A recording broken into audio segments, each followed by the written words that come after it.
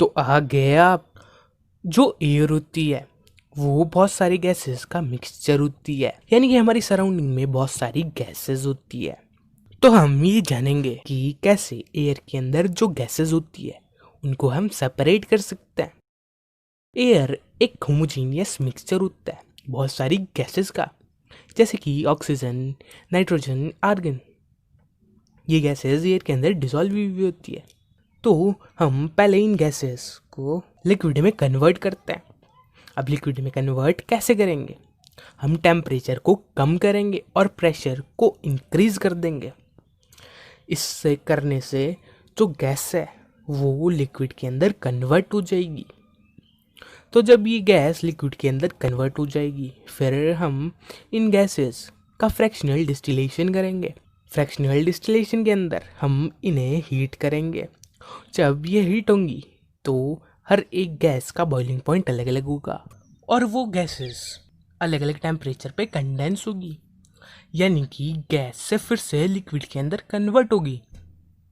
तो जैसा हमें पता है कि एक फ्रैक्शनल डिस्टिलेशन के अंदर फ्रैक्शनेटिंग कॉलम होता है और उसके अंदर टेम्परेचर डिफरेंस होता है, यानी नीचे टेम्परेचर थोड़ा ज़्यादा होता है और ऊपर बहुत कम टेम्परेचर होता है। तो जब ये गैसेज इसके अंदर से गुजरेगी, जो थोड़े ज़्यादा टेम्परेचर पे कंडेंस होती है वो यहीं पे ही रह के कंडेंस हो जाएगी, और जो थोड़े कम टेम्परेचर पे कंडेंस होती है वो ऊपर चली जाएगी और ऊपर कंडेंस हो जाएगी, और वहाँ से हम इसे सेपरेट कर लेंगे। तो ऐसे ये गैसेस फ्रैक्शनल डिस्टिलेशन की हेल्प से अलग अलग हाइट पे चली जाती है और इन्हें हम सेपरेट कर लेते हैं। तुम इस डायग्राम में देखो, यहाँ से एयर आई और यहाँ पे हमने प्रेशर को इंक्रीज कर दिया और ये गैस यहाँ से इस टैंक के अंदर आ जाएगी। इस टैंक के अंदर टेम्परेचर बहुत कम है क्योंकि इसके अंदर बहुत ठंडा पानी फ्लो रहा है। ये गैस यहाँ पे एकदम लिक्विड के अंदर कन्वर्ट हो जाएगी क्योंकि हमने टेम्परेचर को कम कर दिया और प्रेशर को इंक्रीज कर दिया। तो ये गैस इस टैंक से इस सेपरेटर के अंदर चली जाएगी। इस सेपरेटर के अंदर से हम कार्बन डाइऑक्साइड अलग कर लेंगे। अब ये प्योर गैस यानी एयर इस फ्रैक्शनेटिंग कॉलम के अंदर चली जाएगी। अब ये लिक्विड के अंदर है। जब हम इसे थोड़ा हीट करेंगे तो अलग अलग गैसेस वेपर प्रोड्यूस करेगी और इन गैसेस का वेपर अलग अलग हाइट्स पे जाएगा।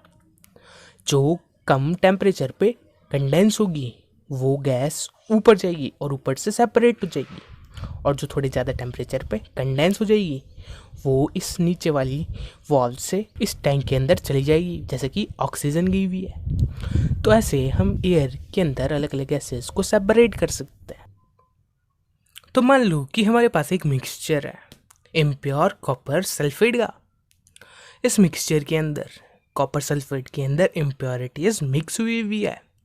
तो हमें इस मिक्सचर को प्योर बनाना है, यानी इन इम्प्योरिटीज़ को हटाना है। तो हम इस मिक्सचर के अंदर थोड़ा वाटर ऐड कर देंगे और फिर इस मिक्सचर को एक चाइना डिश में डाल देंगे और उस चाइना डिश को एक बीकर के ऊपर रख देंगे और नीचे एक बर्नर लगा देंगे जिससे इसे हीट मिले। हम इसे इनडायरेक्टली हीट करेंगे।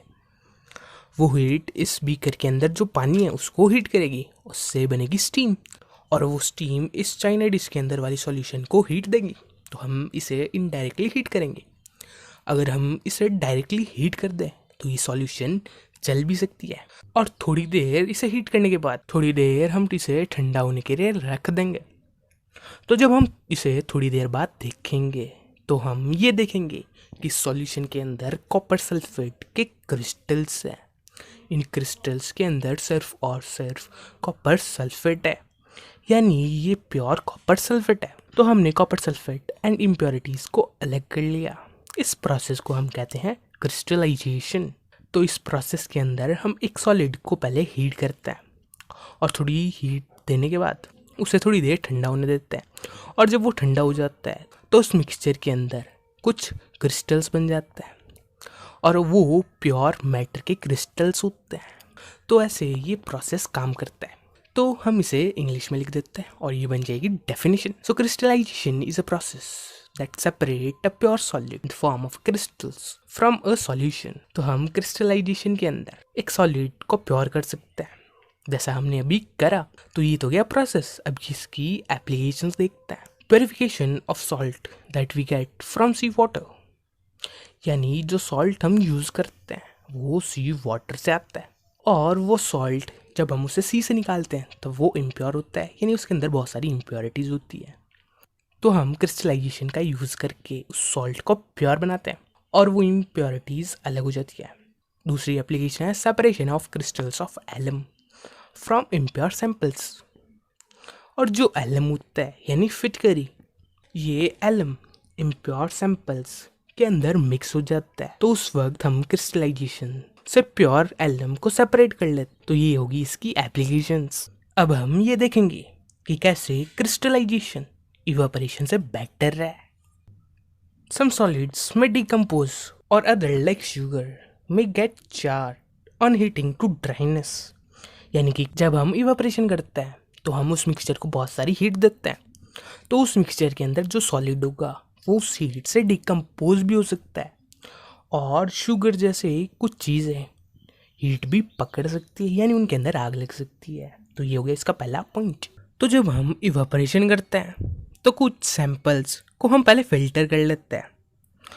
तो जैसे कि अभी कॉपर सल्फेट वाली केस के अंदर था, अगर हम इस कॉपर सल्फेट की सॉल्यूशन को फिल्टर करें तो उस सॉल्यूशन के अंदर जो सॉलिड इम्प्योरिटीज़ है वो उस फिल्टर पेपर से पास नहीं होगी। जो लिक्विड इम्प्योरिटीज़ है वो उस फिल्टर पेपर से पास होगी, यानी उसके अंदर सॉलिड इम्प्योरिटीज़ फिल्ट्रेशन से अलग नहीं होगी। और अगर हम इसे फिल्टर करे हुए सैंपल को इवापोरेट करें, वो सॉलिड इम्प्योरिटीज़ इवापोरेशन के दौरान भी इवापोरेट नहीं होगी। इवापोरेशन में तो सिर्फ लिक्विड ही इवापोरेट होता है, पर जो क्रिस्टलाइजेशन होता है उसके अंदर सिर्फ एक प्योर सैंपल क्रिस्टल बना लेता है। उसके अंदर इम्प्योर सब्सटेंसेस अलग हो जाती है और प्योर सब्सटेंस एक क्रिस्टल बना लेती है, यानी एक जगह पे सारी प्योर चीज़ें इकट्ठी हो जाती है। तो ऐसे क्रिस्टलाइजेशन नॉर्मल इवापोरेशन से बेटर है। ये हो गया क्रिस्टलाइजेशन। अब तक हमने बहुत सारे मेथड्स को देखा जिनसे हम एक मिक्सचर के कंपोनेंट्स को सेपरेट कर सकते हैं। इन मेथड से कौन सा मेथड सबसे ज़्यादा सूटेबल होगा उस मिक्सचर के कंपोनेंट को सेपरेट करने के लिए, वो उस मिक्सचर की नेचर के ऊपर डिपेंड करता है। हम एक क्वेश्चन देखते हैं, उससे तुम्हें और क्लियर होगा। Name the technique to separate. पहला है बटर फ्रॉम कर्ड, यानी बटर को कर्ड से हम किस टेक्निक से सेपरेट कर सकते हैं।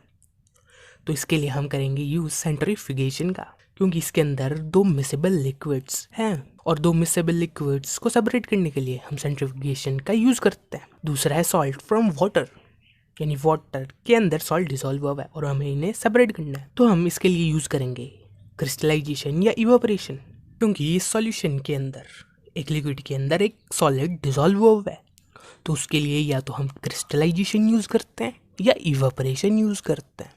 कम्फोर फ्रॉम सॉल्ट एक कम्फोर एंड सॉल्ट का मिक्सचर है, उसके अंदर से कैसे हम कम्फोर को अलग कर सकते हैं। तो कम्फोर याद आया कि ये एक सबलाइम सब्सटेंस है, यानी कि जो डायरेक्टली सॉलिड से गैस के अंदर कन्वर्ट हो जाती है जब हम इसे हीट करते हैं। तो इस सॉल्यूशन के कंपोनेंट्स को सेपरेट करने के लिए हम सब्लिमेशन का यूज़ करेंगे। ये हो गई सेपरेशन की टेक्निक्स। अब देखते हैं फिजिकल एंड केमिकल चेंजेस। एक फिजिकल चेंज ऐसा चेंज होता है जिसके अंदर कोई भी नई सब्सटेंस नहीं बनती। तो मान लो कि एक चेंज हो रहा है, यानी किसी चीज़ का परिवर्तन हो रहा है। तो आइस का वाटर के अंदर चेंज हो रहा है।